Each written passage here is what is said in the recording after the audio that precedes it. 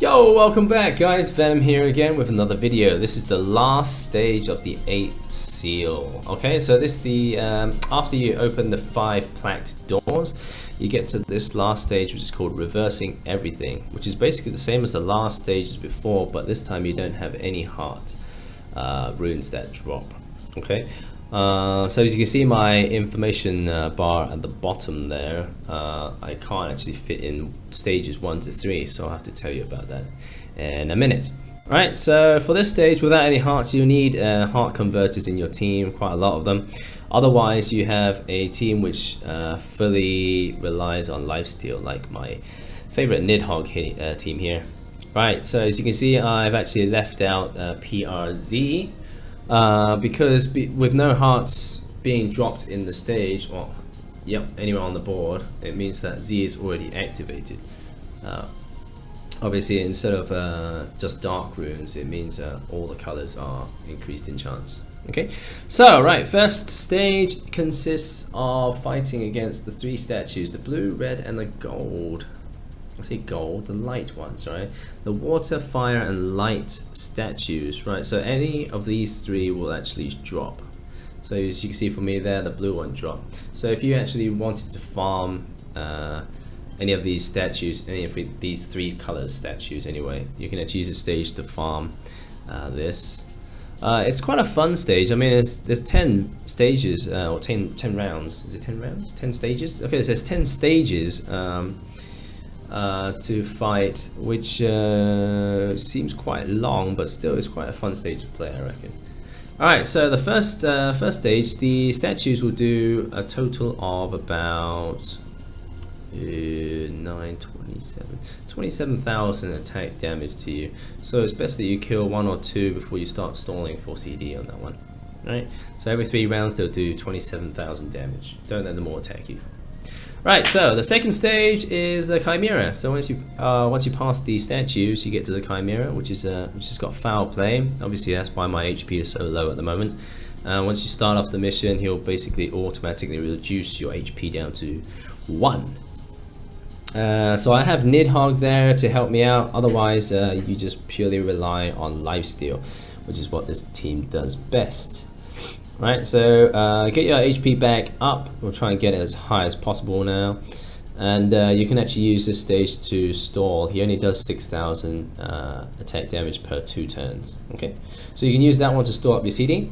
Once Novalis is up, I activate Novalis, and once again I get that full damage, and I get maximize my lifesteal abilities. Okay, so on the 3rd round, it's the 2 guards, the Guard of Flamesword and Guard of Moonsickle. Right, so either of these guys will have a chance to drop. So if you wanted one of these guards to farm up skill, whatever, you can use this this entire stage to farm these guys. Okay, I wouldn't recommend it though, because these guys have Okay, so if you want to store back CD, do not use this stage. Try and take these guys as quick as possible. So I activated one of my Ursulas to take out both of them, because the dark one had 70% HP reduction and the other one had Trojan attack, which means the more attack he does on you, the more he will increase in damage. And when he gets to about the 6th round, that's when you're going to instantly die. Right, so take them out as fast as possible, whatever. You get to the 4th stage. This is Pollux. He has 2 HP bars. The first HP bar, he has double attack with Pente waning. What the hell does that mean? Okay, so he's got double attack, and he's got Phantom, which basically punches through any grind shields. Okay, so he will do 13,000 regardless of anything. Every 3 rounds.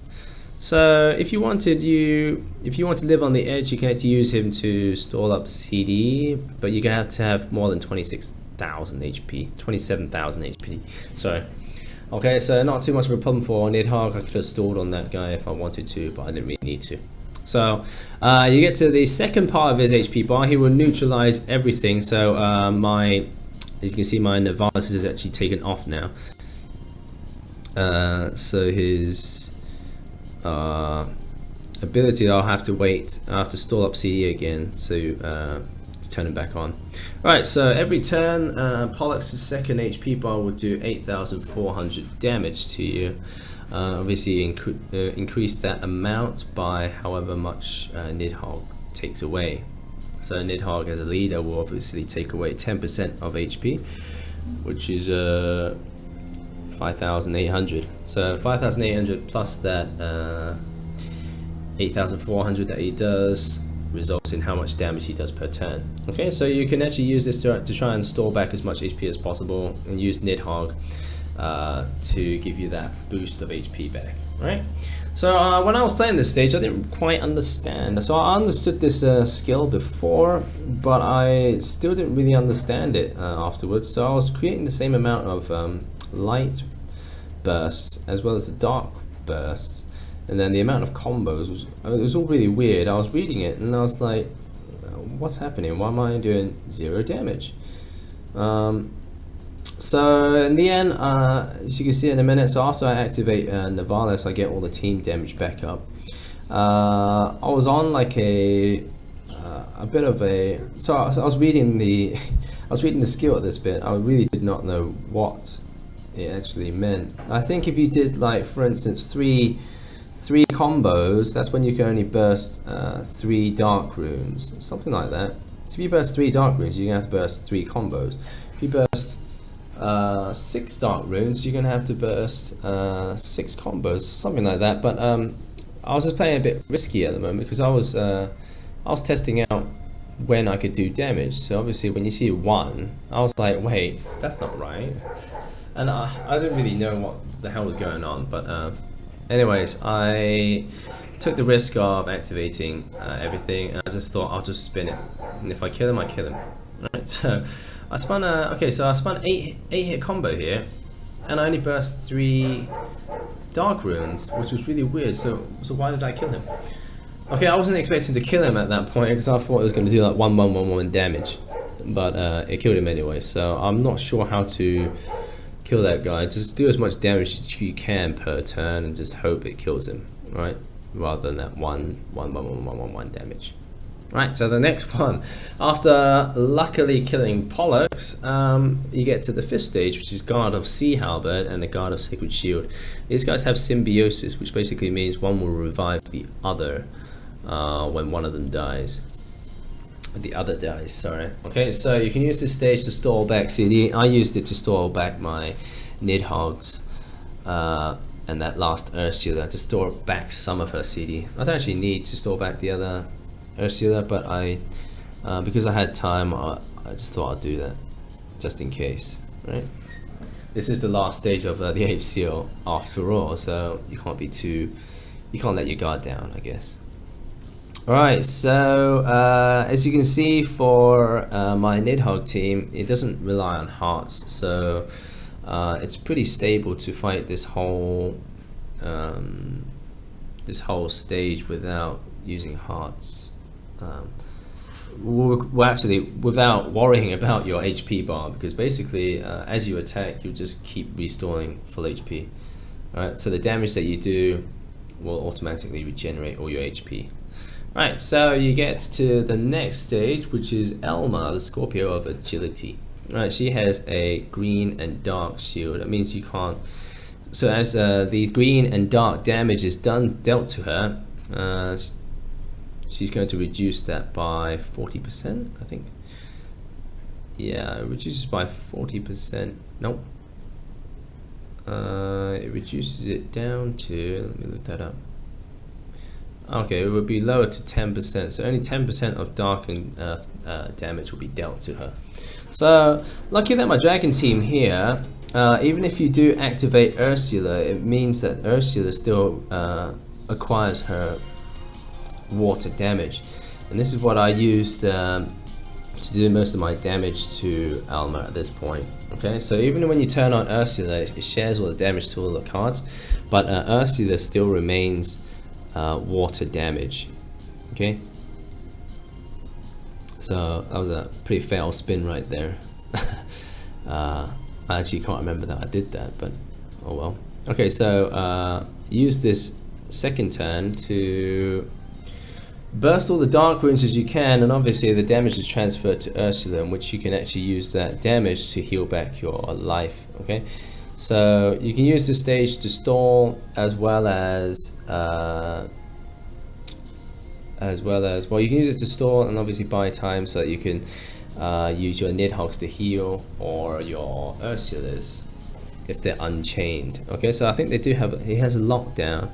He has a lockdown ability, and he has a no stat. No act. Oh, I don't even know what this skill means. Okay, so it's a no act skill. Okay, so use Ursula's damage, water damage, to do the most of the damage and most of the life stealing back. Okay, so whilst Nidhogg and Novalis will do very measly damage. Right, so you get to the 7th stage, which is Taurus of Berserker Armstrong. Okay, this is the zodiac of fire, zodiac of whatever. Okay, so he's the zodiac Taurus. He has a no stat ability. All these no stats, I don't even know what they're for.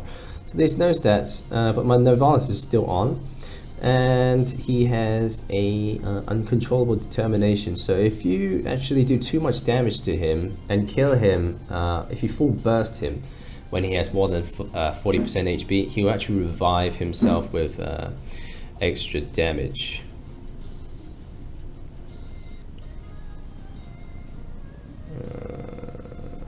Okay, sorry, my sound has been going a bit weird. Right, so he will actually revive himself with 1.5 times his normal attack. Okay, so this guy does 11,000 per turn, which is actually a pretty hefty amount. It's also, make sure you get him below 40% HP before you take him down, otherwise he will revive. Okay. So when you get to the point like where I am at the moment, get it down to 40% HP and then activate Ursula and take him down. Right, so you get to the 8th stage now, which is Poseidon. Again, there's a double HP bar on this guy. He has a healing conversion to heart. So healing conversion from earth to heart. So you convert all earth runes to hearts. Make sure that when he actually changes to hearts, make sure you burst all the hearts out and not create any enchanted runes afterwards. Right, as to make sure your board is clean of hearts, not queen of hearts, clean of hearts, for the next oncoming stages. Okay, so if you have one heart on there, that heart's never going to go away, unless obviously you have a heart converter. Right, okay, so you get to the 2nd HP bar. He has Crescendo X, which basically means the lower his HP, the higher its attack, to the maximum of ×3 when HP is lower than 20%. Right, so not too much of a problem. You can just stall on this guy up to a certain point and then burst him down. Right, so he does 10,000 damage every 3 turns. So make sure when you're bursting him, make sure you get him at his CD3. So when he's at CD3 is when you start bursting. Okay, that gives you the most time to take him down before he has that crescendo effect to kill you off. Okay, so he has 2.3 million HP, which is I don't even know what is a lot anymore and what is not a lot for HP. Yeah, it's pretty much about the same for any boss to have about 2 million HP. I'd say about, I'll probably say about 4 million is when it starts getting high. That's when the high HP starts coming in. Right, so the next stage is stage 9. I was just reading up what he does. Attack and recovery can only be triggered when 8 or more combos are made for 5 rounds. So basically it's a double Soke. So a Soke ability has, you need 4 or more combos to do attack and heal up. Right, so for this guy you need 8 or more combos, which is actually much harder to do. Okay, so as you can see, making a 7 combo doesn't do any damage.